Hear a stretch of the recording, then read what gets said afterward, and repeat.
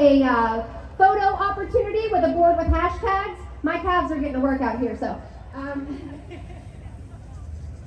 All right, the other thing that I want to let you guys know is that Rian is going to tell us about the, sorry. Okay, so just to let you know, there is a march portion that we're going to do after our next speaker, but not everybody's into that idea of marching for half a mile or so. So we do have plans to have open mic for people who want to stay back and maybe speak to a smaller crowd or have a chance to speak out if they're not doing one of our march routes, all right? So you can still air your grievances without being afraid of the crowd of 2,000 people or however many people are here, and then we'll have all the other stuff going on. So don't leave if you're like, I'm not going to march, because then after the march we have more speakers, so we've got a lot going on today, all right? Before we bring up our next speaker, I want to bring it up with James, our chant leader, to get us a little more energy going. Education, not deportation! Education, not deportation! Education, not deportation! Education, not deportation! Education, not deportation! Education, not deportation! Education, not criminalization! Education, not criminalization! Education, not criminalization! Education, not criminalization! Education, not criminalization! Education, not criminalization!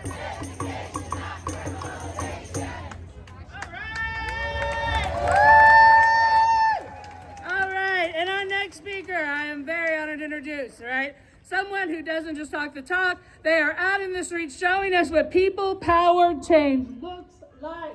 Please welcome Mr. Whit Whitaker from Fayette County NAACP.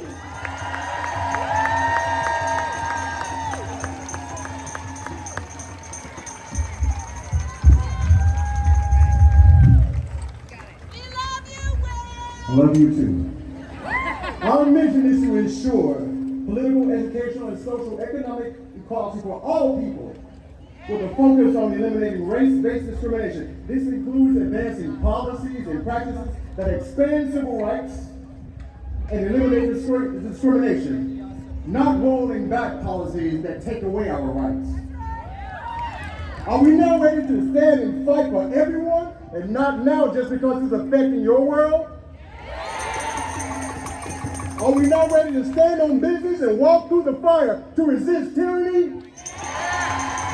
No kings then, no kings now is a powerful declaration that speaks to the enduring resistance against oppressive monarchies throughout history. This phrase embodies the spirit of defiance, independence, daring to challenge the traditional structures of power that seek to subjugate and control everyone. It harkens back to the revolutions, uprisings, and slave revolts where ordinary people rose up against tyrannical rulers, fighting for their rights and freedom. This serves as a reminder that the fight against authoritarianism and tyranny and oppressive systems is an ongoing battle requiring vigilance and commitment to ensure that power remains in the hands of the people and not in the concentrated hands of a few privileged. It captures the essence of rebellion, resilience, and the unyielding spirit of those who refuse to bow down before unjust authority. In today's society, the importance of diversity, equity, inclusion, and accessibility cannot be overstated. We have come too far, lost too many lives, shed too much blood of our ancestors to revert back to the days of monarchies ruling with absolute power. A more inclusive and egalitarian system where all voices are heard and valued must be our goal. Lest the blood-stained soul from the past revolutionaries fade into martyrdom, only to be forgotten and stamped out by the souls of oppressive revisionists whose main goal is to uphold their unequal access to societal advantages by denouncing proportional inclusion and support with the intent of increasing economic disparities and access to demographic groups. The recognition of diverse perspectives and experiences is crucial in fostering innovation and progress.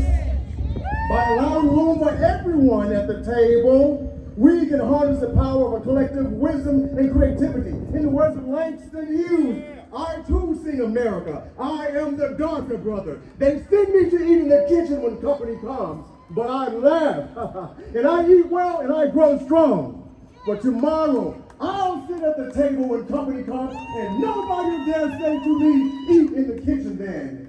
And besides,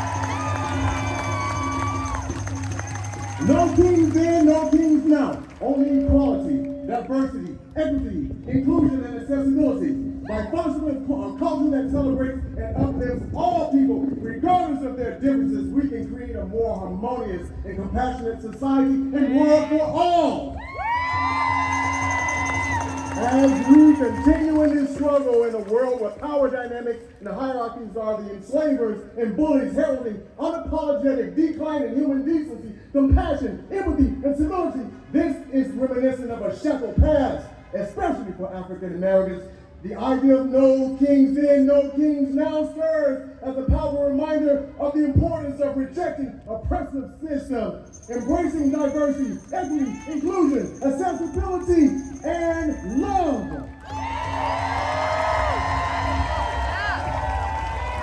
In a world where power and privilege have historically been concentrated in the hands of the rich and the political elite, we must continue to strive to break down barriers and find courage to stand up against all oppressors and all oppressive systems. We must be willing to stand and deliver to create a more just and equitable society. We must vehemently reject the notion of kings, be they literal monarchs or symbolic figures of authority.